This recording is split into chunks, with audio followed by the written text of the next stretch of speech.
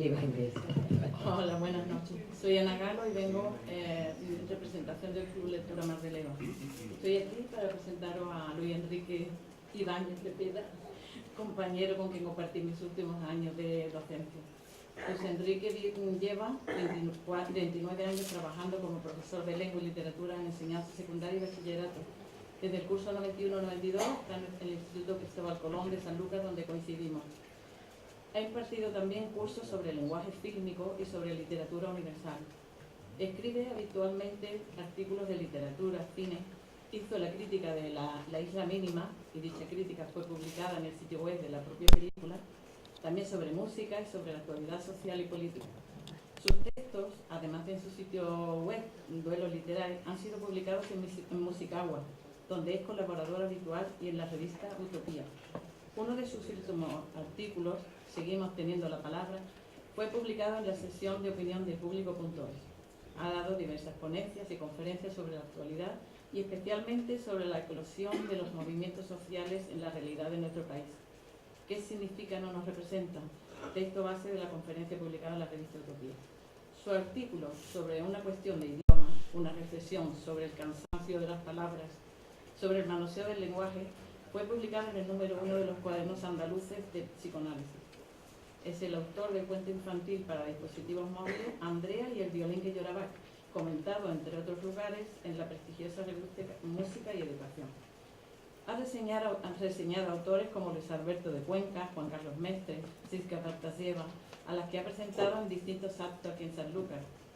De igual modo, realizó la presentación de la novela Democracia de Pablo Gutiérrez y del último poemario de José Pallarés. Suya fue también la primera crítica realizada sobre el libro Risto Botet, Poesía, de la editorial Amargo. Es un gran profesor y doy fe de ello, y logra que sus alumnos disfruten aprendiendo.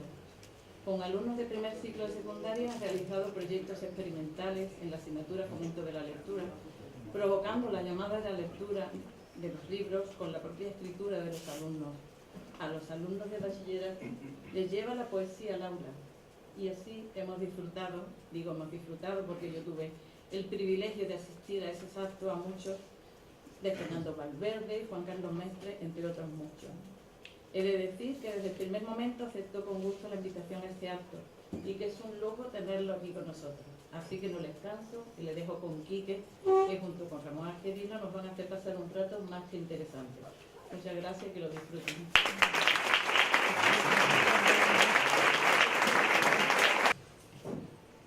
Ana Galo ha hecho una presentación muy generosa, pero en fin, yo creo que yo solamente soy profesor de lengua y literatura en el Instituto Cristóbal Colón, y ese es un hecho del que me siento enormemente orgulloso. Ellas cometieron, Ifi y Ana, y Lidia por extensión, la insensatez de invitarme aquí.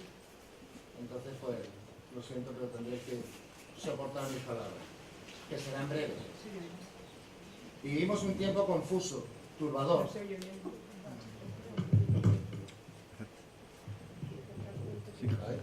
No, se lo acerque. No, acércatelo, se lo acerque un poquito, vale. Vivimos, mejor. Vivimos un tiempo confuso, turbador. Vivimos un tiempo canalla. Vivimos en un tiempo de guerra. Por aquí no se ven los tanques, pero el Mediterráneo se ha convertido en una fosa común, mientras una miserable Europa, que se llama a sí misma civilizada, aparta la mirada y se siente confortada, llenando las orillas de esa fosa con una plaga turística tan infantil como embrutecida. Vivimos en un país que acaba de entregar una medalla a un representante de la dictadura franquista que acabó con la vida, que no con la palabra, de Miguel Hernández. Es el mismo país adornado de cunetas que esconden los huesos de tantas víctimas olvidadas, humilladas en vida, humilladas en muerte. Vivimos también un tiempo en el que, curiosamente, la simbología religiosa está adquiriendo un auge inusitado. Políticos de distintos colores que ponen medallas a distintas vírgenes. Alcaldes socialistas laicos obsesionados con levantar gigantescos monumentos a otra virgen. En fin, un sin Dios. Vivimos un momento trágico en el que deberíamos llevar la palabra compromiso, el compromiso infinito que Miguel Hernández nos regaló, pegado, sellado con sangre en cada paso que damos. Recordar esa mirada del poeta que levantó sus ojos para ver su rostro en el rostro de todos los demás, de todos los que sufrían, de todos los que demandaban sin saberlo la fuerza liberadora de su verbo poético, la palabra que denuncia la injusticia, la estafa, y se despliega generosa en lo colectivo, un yo gigante que gusta de convertirse en un nosotros social, solidario y emancipador. Mencionaba antes la creciente e inaudita, por lo menos para mí, imposición de lo religioso. La influencia católica intentó captar al poeta desde el principio hasta el final de su vida. Les recomiendo la última biografía que ha hecho José Manuel Ferris sobre Miguel Hernández, editada ahora con motivo del 75 aniversario de su asesinato, y ahí él refleja lo siguiente: la enorme influencia que la Iglesia Católica ha vertido a lo largo de los siglos, haciendo de Orihuela un pueblo a su medida, un lugar que rinde vasallaje al poder eclesiástico, ajustando a su pulso el ritmo de las costumbres y de la vida cotidiana. Imposible no acordarse de nuestra inmediatez aquí en Sanlúcar de Barrameda y en tantos otros lugares. Luego su amistad con Ramón Sigé y, por último, su trágico saber que ya en la cárcel el enfermo poeta fue visitado múltiples veces por representantes religiosos que le aseguraban, le chantajeaban, que si se retractaba de sus diabólicas ideas podía aliviar su situación personal y la situación económica de su familia. Por aquel entonces su cuñado estaba especialmente grave. Él siempre se negó y ello le costó la ausencia y el silencio de su esposa, también no ver a su Manolillo, Nanas de la Cebolla. La respuesta que Miguel espetó a aquellos enviados del diablo fue la siguiente: tengo una vida que puse al servicio de mi ideal, y si tuviera 200 vidas, lo mismo las hubiera dado y las volvería a dar ahora. Mantuvo su pensamiento, su propia fe, y al hacerlo nos mantuvo en pie a todos nosotros. Lo religioso, lo íntimo, lo individual por un lado, la solidaria colectividad por otro. Miguel Hernández salió del primer estadio y se sumergió de lleno en el segundo. Pareciera como si hubiera leído el poema que aproximadamente 70 años más tarde escribiría José Manuel Caballero Bonal. Se titulaba Secta y dice así: me asomo a un mundo numerado y veo la secta envilecida de los hijos de quienes ya eran hijos del oprobio. Solapan sus linajes con cosméticos, pero aún así no pueden encubrir esa abyecta condición de gregarios que sustenta su fe. Se llaman como sus gentes se llamaron, nombres trucados de homicidas, nombres hereditarios de secuaces, de soldadescas y de clerecías. Son los mismos que siguen solazándose con las soflamas de los patriotas y empuñan de continuo estandartes y cruces con que emular a sus mayores, mientras avanza por las avenidas un cortejo triunfal de bienpensantes. Líbrate, compañero, de esas iglesias y esos mentecatos. Después de leer estos versos de Caballero Bonal, Miguel Hernández escribió lo siguiente: líbrate, decía el poeta jerezano, tan amigo de esta ciudad. Sonreídme. Vengo muy satisfecho de librarme de la serpiente de las múltiples cúpulas, la serpiente escamada de casullas y cálices. Su cola puso acíbar en mi boca, sus anillos verdugos reprimieron y malaventuraron la nudosa sangre de mi corazón. Vengo muy dolorido de aquel infierno de incensarios locos, de aquella boba gloria. Sonreídme, sonreídme, que voy a donde estéis vosotros, los de siempre, los que cubrís de espigas y racimos la boca del que nos escupe, los que conmigo en surcos, andamios, fraguas, hornos, os arrancáis la corona del sudor a diario. Me libré de los templos, sonreírme, donde me consumía con tristeza, de lámpara encerrado en el poco aire de los sagrarios. Salté al monte de donde procedo, a las viñas donde haya tanta hermana mi sangre, a vuestra compañía de relativo barro. Agrupo mi hambre, mis penas y estas cicatrices que llevo de tratar piedras y hachas a vuestras hambres, vuestras penas y vuestra errata carne, porque para calmar nuestra desesperación de toros castigados, habremos de agruparnos oceánicamente. Nubes tempestuosas de herramientas para un cielo de manos vengativas no es preciso. Ya relampaguean las hachas y las hoces con su metal crispado, ya truenan los martillos y los mazos sobre los pensamientos de los que nos han hecho burros de carga y bueyes de labor. Salta el capitalista de su cochino lujo, huyen los arzobispos de sus mitras obscenas, los notarios y los registradores de la propiedad caen aplastados bajo furiosos protocolos. Los curas se deciden a ser hombres y abierta ya la jaula donde actúa de león, queda el oro en la más espantosa miseria. En vuestros puños quiero ver rayos contrayéndose, quiero ver a la cólera tirándoos de las cejas. La cólera me nubla todas las cosas dentro del corazón, sintiendo el martillazo del hambre en el ombligo, viendo a mi hermana helarse mientras lava la ropa, viendo a mi madre, siempre en ayuno forzoso, viéndonos en este estado capaz de impacientar a los mismos corderos que jamás se impacientan. Habrá que ver la tierra estercolada con las injustas sangres, habrá que ver la media vuelta fiera de la hoz ajustándose a las nucas, habrá que verlo todo notablemente impasibles. Habrá que hacerlo todo sufriendo un poco menos de lo que ahora sufrimos bajo el hambre, que nos hace alargar las inocentes manos animales hacia el robo y el crimen salvadores. Fueron muchos los escritores,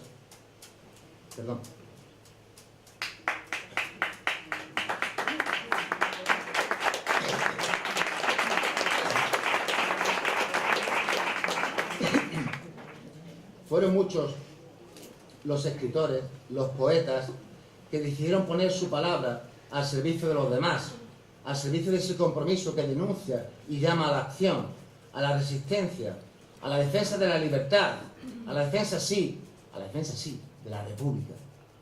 Sin embargo, a nuestro entender, nadie lo hizo manteniendo una altura poética tan asombrosa como la que siguió regalando Miguel Hernández.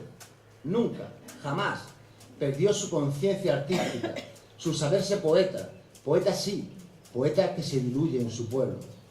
Su implicación nunca fue desde la distancia, siempre fue de dentro y pagó por ello. En lo que se refiere a la guerra civil, él fue, sin ninguna duda, el poeta más representativo. Además de agarrarse con fuerza a esa desconcertante talla poética, sus palabras sonaban tan verdaderas que a través de ellas podemos ver, podemos tocar el horror.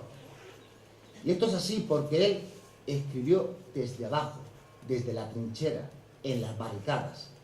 Miguel Hernández masticó el hambre, olió la sangre, acarició las heridas, contempló el rostro terrible de la muerte de frente, sin moverse. Por ello, sus versos conmocionan. El soldado y la nieve. Diciembre ha congelado su aliento de 2 filos y lo resopla desde los cielos congelados, como una llama seca, desarrollada en hilos, como una larga ruina que ataca a los soldados. Nieve donde el caballo que impone sus pisadas en una soledad de galopante luto. Nieve de uñas cernidas, de garras derribadas, de celeste maldad, de desprecio absoluto. Muerde, tala, traspasa como un tremendo hachazo, con un hacha de mármol encarnizado y leve. Desciende, se derrama como un deshecho abrazo, de precipicios y alas, de soledad y nieve. Esta agresión que parte del centro del invierno, hambre cruda, cansada de tener hambre y frío, amenaza al desnudo con un rencor eterno, blanco, mortal, hambriento, silencioso, sombrío. Quiere aplacar las fraguas, los odios, las hogueras, quiere cegar los mares, sepultar los amores, y se va elevando lentas y diáfanas barreras, estatuas silenciosas y vidrios agresores.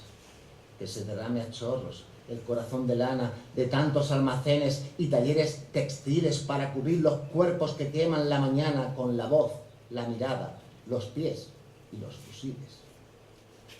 Ropa para los cuerpos que pueden ir desnudos, que pueden ir vestidos de escarchas y de hielos, de piedra enjuta contra los picotazos rudos, las mordeduras pálidas y los pálidos vuelos. Ropa para los cuerpos que rechazan callados los ataques más blancos con los huesos más rojos, porque tienen el hueso solar estos soldados y porque son hogueras con pisadas, con ojos. La frialdad se abalanza, la muerte se deshoja, el clamor que no suena, pero que escucho. Llueve sobre la nieve blanca, la vida roja y roja, hace la nieve cálida, siembra fuego en la nieve. Tan decididamente son el cristal de roca que solo el fuego, solo la llama cristaliza, que atacan con el pómulo nevado con la boca y vuelven cuanto atacan recuerdos de ceniza. Nadie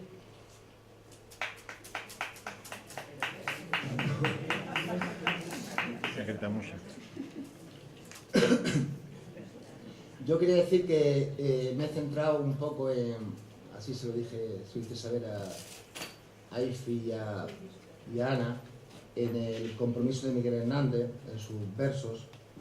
Cuando me lo dijeron la primera vez, yo preparé una intervención más o menos académica que no me gustó en absoluto nada. Y entonces pensé dejarme llevar por la emoción y sobre todo por los versos de Miguel Hernández. Y entonces, después de ver cómo él reflejaba todo ese dolor, toda esa injusticia, recordé el poema que refleja mejor que nadie el sentir de la derrota cuando la guerra acaba. Yo creí que la luz era mía, precipitado en la sombra me veo. Asco solar, sideral alegría, ígnea de espuma, de luz, de deseo. Sangre ligera, redonda, granada, raudo anhelar sin perfil ni penumbra. Fuera, la luz, en la luz sepultada. Siento que solo la sombra me alumbra. Solo la sombra, sin astro, sin cielo. Seres, volúmenes, cuerpos tangibles, dentro del aire que no tiene vuelo, dentro del árbol de los imposibles. Cardenos ceños, pasiones de luto, dientes sedientos de ser colorados, oscuridad de rencor absoluto, cuerpos lo mismo que pozos cegados. Falta el espacio, se ha hundido la risa. Ya no es posible lanzarse a la altura, el corazón quiere ser más deprisa, fuerza que ensancha la estrecha negrura. Carne sin norte que va en oleada hacia la noche siniestra, baldía. ¿Quién es el rayo de sol que la invada? Busco. No encuentro ni rastro del día.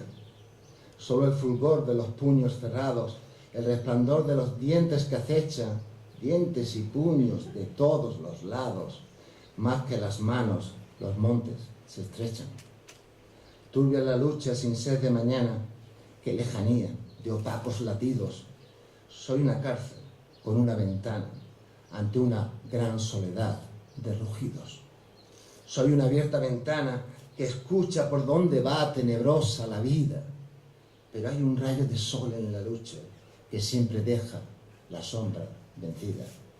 Miguel Hernández, hasta en el último rincón de su vida, incluso en la más honda depresión, intentaba incluir un verso, lo haría con la nada cebolla de la escalera mucho mejor ahora Ramón, siempre dejaba una especie, no voy a decir de puerta, pero de rendija a la esperanza, y eso es algo que es muy de agradecer. Pero como yo estoy subrayando el hecho, hay tantas aristas y tantos bloques temáticos de lo que es Miguel Hernández, sus poemas intensos de amor, etc., pero yo me quería centrar un poco en el compromiso que quiero traer aquí ahora, a esta sociedad en este momento. Quiero explicar cómo él entendía, por qué quería abrazar su palabra poética al pueblo, a lo que ocurría, al presente, a la inmediatez. Y eso lo hace mejor que lo que podamos explicar cualquiera en la dedicatoria que le hace a Vicente Alexandre en Viento del Pueblo.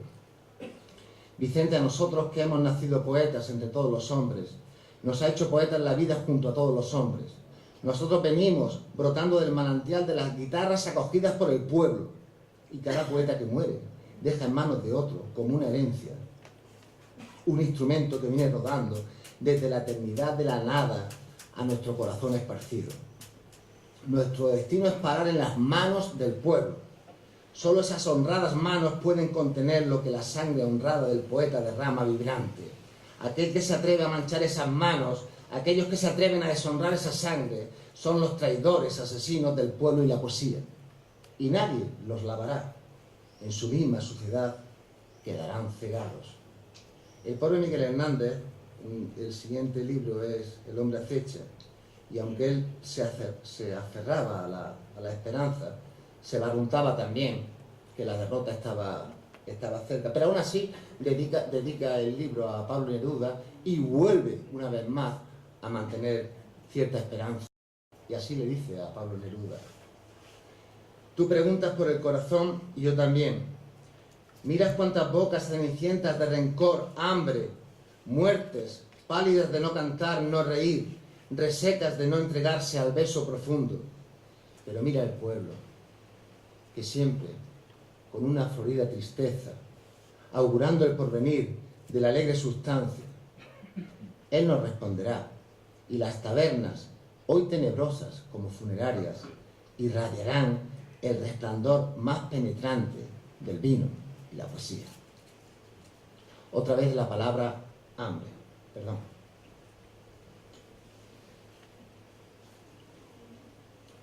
Hay hambre ahora. También hay gente explotada hasta lo inimaginable ahora. Aunque ahora a la explotación la llamen horarios flexibles y salarios competitivos. Claro que después de habernos acostumbrado a que llamen optimización de recursos a lo que son despidos masivos, pues ya vale todo. Hoy también hay unos poquitos que viven obscenamente ricos, sentados en el hambre de tantos. Del hambre y de la explotación habla el siguiente poema, El hambre. Tened presente el hambre. Recordad su pasado turbio de capataces que pagaban en plomo aquel jornal al precio de la sangre cobrado, con yugos en el alma, con golpes en el lomo. El hambre paseaba sus vacas exprimidas, sus mujeres resecas, sus devoradas ubres, sus ávidas quijadas, sus miserables vidas frente a los comedores y los cuerpos salubres. Los años de abundancia hay que ver. La saciedad, la hartura, eran sólo de aquellos que se llamaban amos, para que venga el pan justo a la dentadura del hambre de los pobres. Aquí estoy, aquí estamos. Nosotros no podemos ser ellos, los de enfrente, los que entienden la vida por un botín sangriento, como los tiburones, voracidad hiriente, panteras deseosas de un mundo siempre hambriento. Años de hambre han sido para el pobre sus años, sumaban para el otro su cantidad los panes. Y el hambre alobadaba sus rapaces rebaños de cuervos, de tenazas, de lobos, de alacranes. Hambrientamente lucho yo con todas mis brechas, cicatrices y heridas, señales y recuerdos del hambre, contra tantas barrigas satisfechas, cerdos con un origen peor que el de los cerdos, por haber engordado tan baja y brutalmente, más abajo de donde los cerdos se solazan, seréis atravesados por esta gran corriente de espigas que llamea, de puños que amenazan. No habéis querido oír con orejas abiertas el llanto de millones de niños jornaleros. Ladrabais cuando el hambre llegaba a vuestras puertas a pedir con boca de los mismos luceros. En cada casa un odio, como una higuera fosca, como un tremante toro, con los cuernos tremantes rompe por los tejados, os cerca y os embosca, y os destruye a cornadas, perros agonizantes. No voy a hablar mucho, pero quería contarles que ayer, por la tarde, estuve charlando con Gabriel Celaya sobre Miguel Hernández. Siguiendo a Pablo Neruda, estábamos de acuerdo en que no nos quedamos solos cuando murió. Al contrario, estamos entre todos aquellos que le buscan.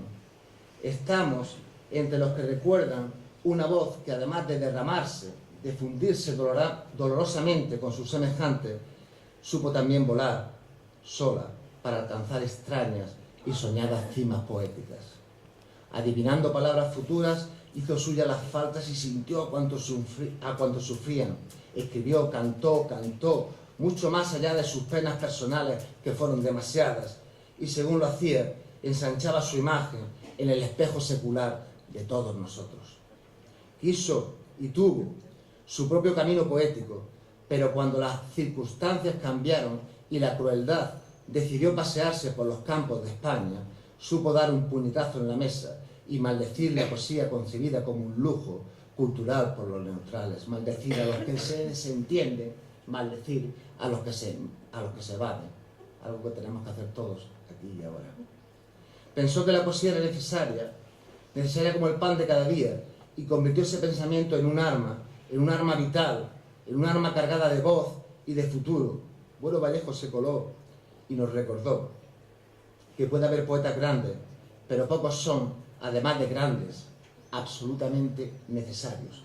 Miguel Hernández sí, grande, absolutamente necesario, en su momento urgente hoy. Estamos ante una palabra que se jugó y perdió la vida navegando entre hachazos de agua por el oscuro mar de la injusticia. Estamos ante una voz que amó hasta disolverse y que derribada se levanta poderosa para volver a lanzar la vida al aire de los sueños. Estamos ante una palabra para nada gastada, una palabra que vuelve a llamar a las puertas de nuestra conciencia, una voz que en tiempos de renovadas injusticias, estos tiempos de aquí y de ahora, quiere hacerse presente, y lo hace. Quiere hacerse necesaria para todo aquel que todavía guarde y proteja con mimo el significado de la palabra dignidad. Acabo. Creo que la oceánica voz de Miguel Hernández nos exige a todos nosotros, aquí y ahora, que nos dejemos de ridiculeces, que nos dejemos de monumentos, que demos techo a los sin techo, refugio a los no refugiados y pan a los que pasan hambre. Muchas gracias.